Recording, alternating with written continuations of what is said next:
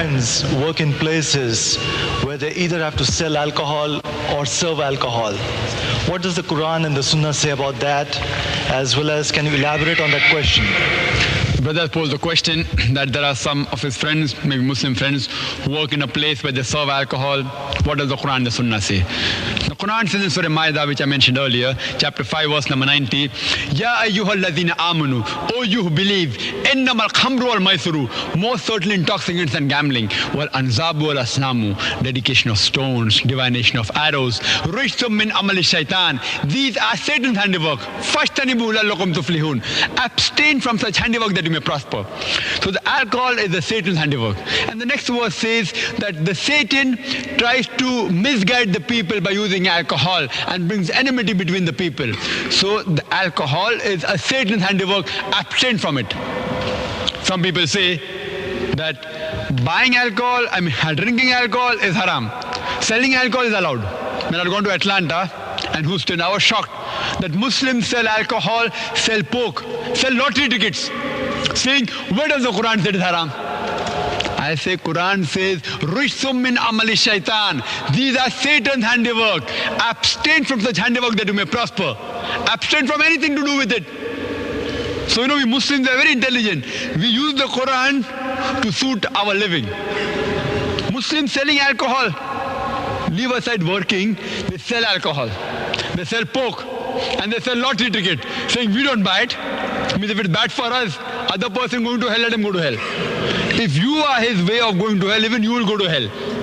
Regarding the hadith, what does the Quran say about alcohol regarding hadith? There's a hadith in which our beloved Prophet Muhammad, peace be upon him, said that Allah's curse is on those people, and he gives 10 categories of those people who distill alcohol, those who purchase alcohol, those who purchase it for somebody else, those who serve alcohol, those who sell alcohol, those who make a profit from alcohol.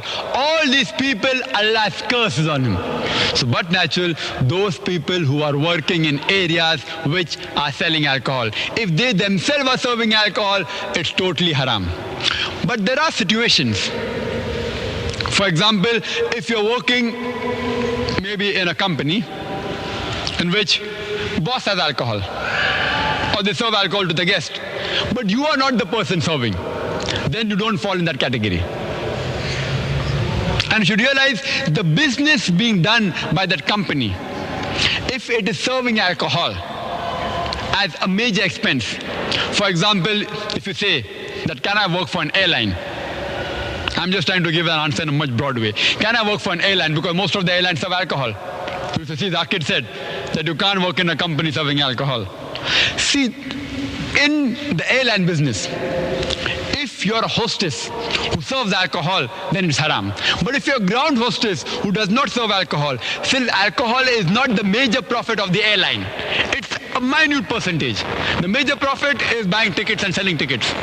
Alcohol is a minute percentage. Then the Sharia law says that if the major income of that company is halal and a minute negligible portion is haram, think that the salary of your income is from the halal income. So if you're a ground hostess, though the airline serves alcohol, you yourself should not serve it. But you are employed by that company which serves alcohol. The income of that alcohol is minute percentage. So Islamic Sharia says you can work for that airline. But naturally you can't work for a bar in which they sell alcohol because they're serving alcohol. And the major income of that bar is from selling alcohol. It's haram. They have to change the job as soon as possible. Hope that answers the question. Inshallah, I think as the chairperson said, the last question will be from the ladies' side, from the sisters' side, and then we'll have the Salah of Isha Salah. Yes, sister, most welcome. To pose to you, Dr. Naik, and that is, can you speak whether or not Muslims